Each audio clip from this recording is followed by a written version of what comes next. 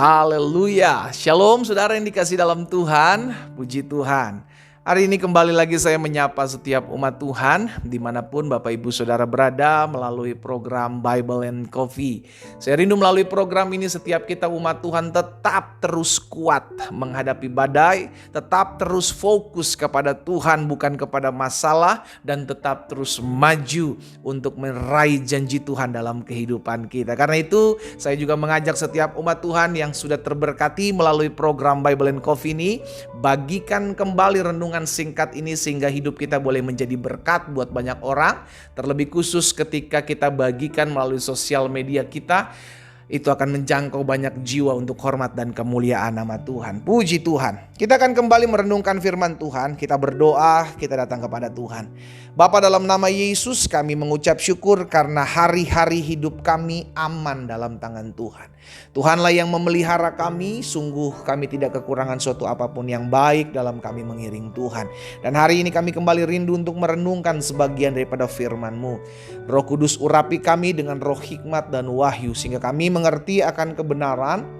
Dan biarlah kebenaran ini yang memerdekakan hidup kami. Di dalam nama Yesus Kristus Tuhan kami berdoa. Haleluya. Amin, amin. Puji Tuhan.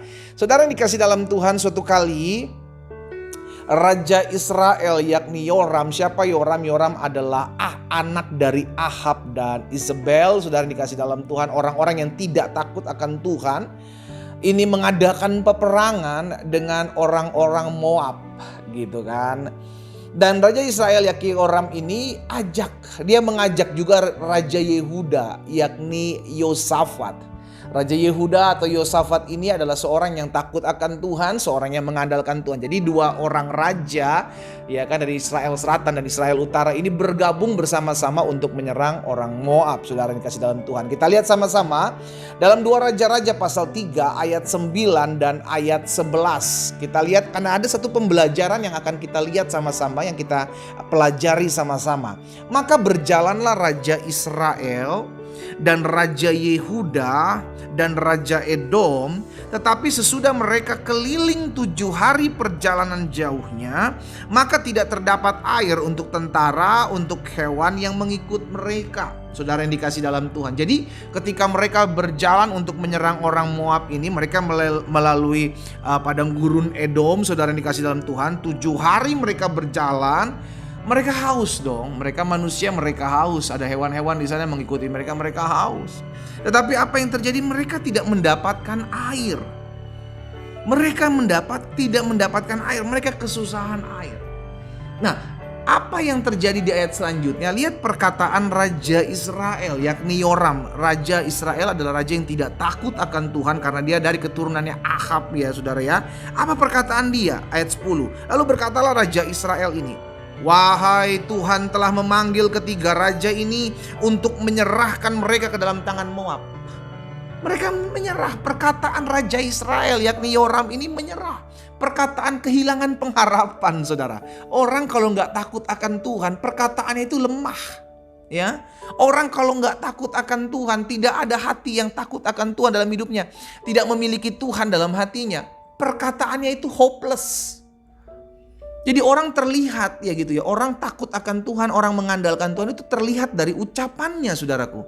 Perkataan Yoram, orang yang tidak takut akan Tuhan adalah perkataan yang aduh udahlah mati kita, aduh udahlah selesai hidup kita, aduhlah udah binasa kita. Makanya perkataan dia, Tuhan telah memanggil ketiga raja ini, maksudnya dia, Raja Yehuda dan Raja Amon, Raja Edom ini untuk menyerahkan mereka ke dalam tangan Moab. Udah perkataan menyerah. Berbeda dengan perkataan Raja Yosafat, Raja Yehuda. Lihat perkataan di ayat 11. Tetapi bertanyalah Yosafat, tidak adakah di sini seorang nabi Tuhan supaya dengan perantaranya kita meminta petunjuk Tuhan?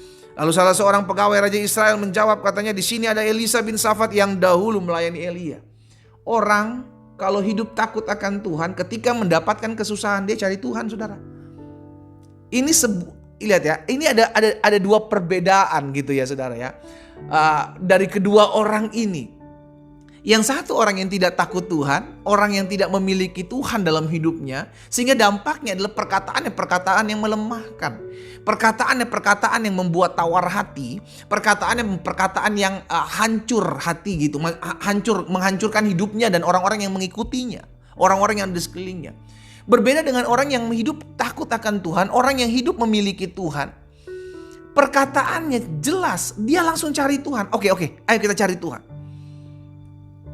Sehingga dengan demikian terlihat perbedaannya saudara yang dikasih dalam Tuhan. Dan dampaknya kalau kita baca selanjutnya saudara yang dikasih dalam Tuhan. Maka ada nubuatan dari Elisa yang terjadi saudara yang dikasih dalam Tuhan. Tentang bagaimana Tuhan suruh mereka membuat parit-parit gitu kan. Sehingga akhirnya dari parit-parit itu sekeliling tidak ada air. Tetapi khusus di parit-parit itu dikasih air oleh Tuhan. Kenapa? Karena ada orang yang mencari Tuhan.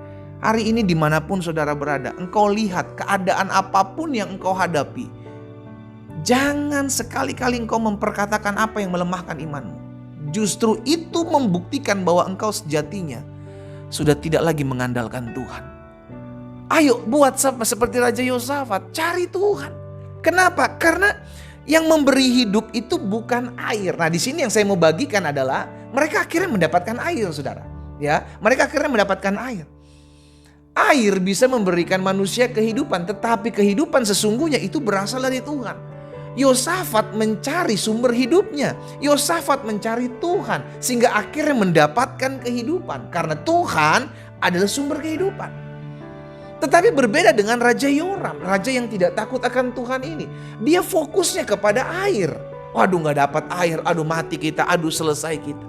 Berbeda dengan Raja Yosafat, raja yang takut akan Tuhan. Fokusnya bukan kepada keberadaan air. Fokusnya adalah saya harus mencari Tuhan. Karena saya tahu sumber kehidupan saya itu datangnya dari Tuhan. Saya ajak setiap umat Tuhan, dimanapun saudara berada, kau mendengarkan renungan saat ini.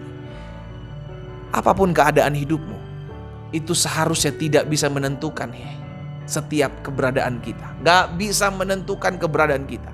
Karena yang menentukan keberadaan kita itu ada di tangan Tuhan. Karena itu carilah Tuhan. Engkau tidak mau cari Tuhan, Tuhan tidak rugi saudara. Ya, saya ulangi sekali lagi. Engkau tidak mau cari Tuhan, Tuhan tidak rugi. Yang rugi adalah diri kita. Kenapa? Kita yang akan mengalami kesusahan. Kita yang akan mengalami keterpurukan. Kita yang akan mengalami kehancuran. Kenapa? Karena di luar Tuhan kita gak bisa buat apa-apa. Tuhan sumber kehidupan. Tapi pada akhirnya memang Tuhan sendiri yang akan memberikan pilihan kepada kita. Kalau engkau mau cari Tuhan, maka engkau mau cari aku, maka aku akan berikan kehidupan. Carilah Tuhan, maka engkau akan hidup. Amin. Sekarang keputusan ada di kita. Engkau diperhadapkan dengan keadaan apapun, ayo.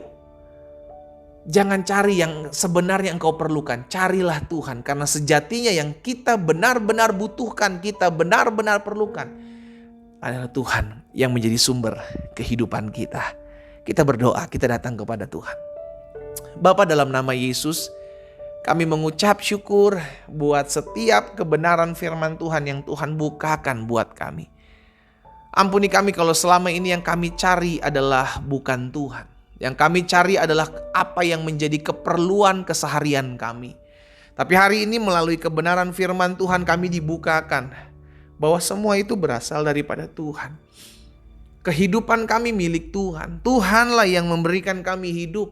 Itu sebabnya biarlah hati kami selalu melekat kepada Tuhan, bukan kepada pemberian-Mu ya Tuhan. Hamba berdoa di dalam nama Yesus, dimanapun umat Tuhan berada mendengarkan firman-Mu. Hari ini setiap kami mengambil keputusan untuk mencari Tuhan. Apapun keadaan kami, apapun kesusahan yang menghimpit hidup kami, apapun penderitaan yang kami hadapi hari-hari ini, kami mau memutuskan mencari Tuhan. Karena kami tahu dari Tuhan datang kehidupan, dari Tuhan datang pertolongan, dari Tuhan datang pembelaan. Hamba berdoa buat umat-Mu di dalam nama Yesus. Dimanapun mereka berada Tuhan jamah. Kalau ada yang sakit hari-hari ini, Bapa, hamba berdoa sebab hamba percaya ada tertulis. Disampaikan firman, disembuhkan mereka yang sakit. Hari ini dalam nama Yesus, mereka yang mendengarkan firman Tuhan, yang sedang mengalami kelemahan tubuh, dalam nama Yesus oleh bilur-bilur-Mu mereka yang sakit sudah dijamah dan disembuhkan Tuhan. Terjadi kesembuhan, terjadi mujizat hari ini dalam hidup setiap kami. Terima kasih Tuhan Yesus. Mereka yang lemah, mereka yang terpuruk, mereka yang susah, Engkaulah Allah yang menjadi sumber penghiburan bagi setiap kami. Berkat-Mu ada atas masing-masing kami Tuhan. Di dalam nama Yesus Kristus Tuhan kami berdoa dan kami mengucap syukur. Haleluya. Amin. Kita nikmati kopi kita saudara. Haleluya. Apapun keadaan kita, tetap jawabannya, jalan keluarnya cuma satu, yakni Tuhan itu sendiri. Carilah Tuhan maka engkau akan hidup. Tuhan Yesus memberkati kita.